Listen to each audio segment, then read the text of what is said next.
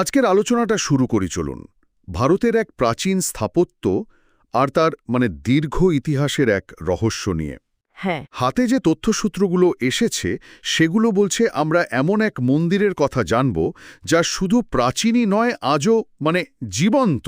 হ্যাঁ, এই সূত্রগুলো আমাদের বিহারের কাইমুর জেলার একটা পাহাড়ের ওপরে থাকা মুন্ডেশ্বরী মন্দিরের দিকেই নিয়ে যাচ্ছে। মুন্ডেশ্বরী মন্দির, বিহারে। ঠিক, এর ঐতিহাসিক গুরুত্বটা কিন্তু অসাধারণ।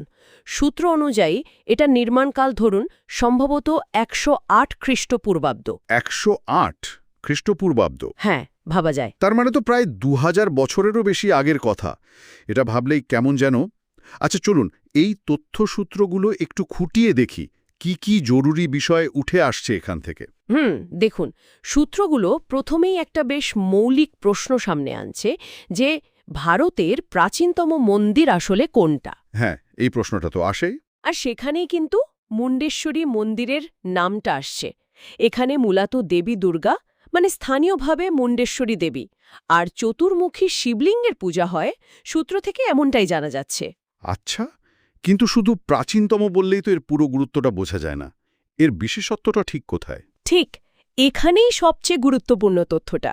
দেখুন, archaeological survey of India ASI. হ্যাঁ, এএসআই, ভারতের পুরাতাত্ত্বিক সর্বেক্ষণ। একদম, যারা দেশের এই পুরাতত্ত্ব গবেষণা সংরক্ষণের দায়িত্বে আছে, তাদের মতে এটা হলো ভারতের প্রাচীনতম সজীব মন্দির। সজীব অ্যাক্টিভ, চালু মন্দির? হ্যাঁ, সক্রিয় বা চালু মন্দির। হলো এর প্রতিষ্ঠার পর থেকে এখানে পুজো আর্চা প্রায় নিরবিচ্ছিন্নভাবে চলে আসছে। প্রায় নিরবিচ্ছিন্নভাবে? আর কত বছর ধরে? ভাবুন, প্রায় ১৯০০ বছর বা তারও বেশি সময় ধরে একটানা পূজা। এই ব্যাপারটাই একে একেবারে অনন্য করে তুলেছে। এটা তো সত্যি অসাধারণ, বিশেষ করে যখন আমরা ভাবে যে সময়ের সঙ্গে কত ঐতিহাসিক স্থাপত্যের ব্যবহার বদলে গেছে বা বন্ধ হয়ে গেছে। ঠিক তাই।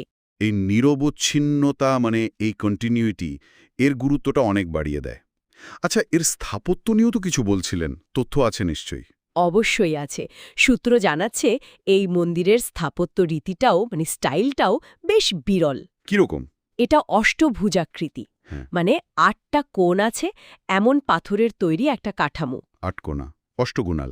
হ্যাঁ, প্রাচীন ভারতীয় মন্দির স্থাপত্যে কিন্তু এই ধরনের নকশা খুব বেশি দেখা যায় না। তাই নাকি?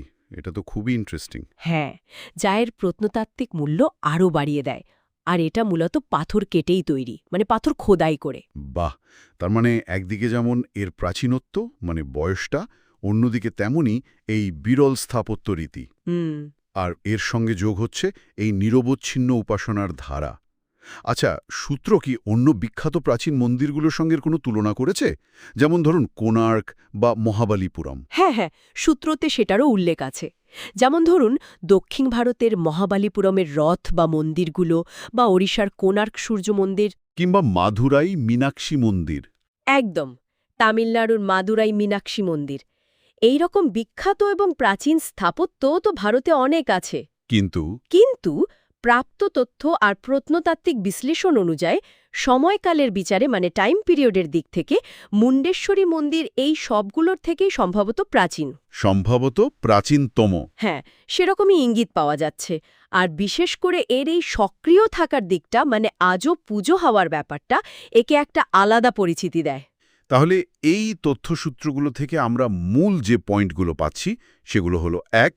মুন্ডেশ্বরী মন্দিরের সম্ভাব্য প্রাচীনত্ব আনুমানিক ১০৮ খ্রিস্টপূর্বাব্দ। হ্যাঁ। ২. এর বিরল অষ্টকোণী স্থাপত্য শৈলী। ঠিক। আর ৩. এবং সম্ভবত সবচেয়ে গুরুত্বপূর্ণ, এএসআই স্বীকৃত ভারতের প্রাচীনতম সক্রিয় বা জীবন্ত মন্দির হিসেবে এর মর্যাদা। একদম, এ তিনটি বিষয় মিলিয়েই মন্দিরটি অসাধারণ, যেমনটা সূত্রগুলোতে বলা হয়েছে। এটা শুধু ইতিহাসের সাক্ষী নয়, চলমান ইতিহাসেরও অংশ তাহলে। ঠিক বলেছেন, চলমান ইতিহাস।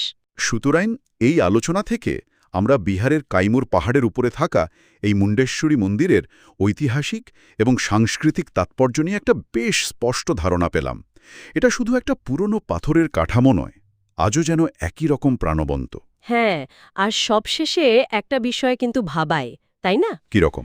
এই যে তথ্যসূত্রগুলো আমাদের সামনে আনলো ব্যাপারটা, মানে হাজার হাজার বছর ধরে এত রাজনৈতিক সামাজিক উত্থান-পতন কত কি ঘটে গেছে। তো বটেই। তার মধ্যেও একটা উপাসনাস্থলে পুজোটা নিরবিচ্ছিন্নভাবে চালিয়ে যাওয়া সম্ভব হলো কিভাবে? এটা ওই অঞ্চলের মানুষের ঐতিহ্য, তাদের সংস্কৃতি, সেটার যে স্থিতিস্থাপকতা মানে রেজিলিয়েন্স, হ্যাঁ, টিকে থাকার ক্ষমতা। সে সম্পর্কে কি গভীর ইঙ্গিত দেয়, তাই না? এই প্রশ্নটা কিন্তু থেকেই যায়। হয়তো এটা নিয়ে আরও ভাবা যেতে পারে। অবশ্যই, এটা একটা দারুণ পয়েন্ট।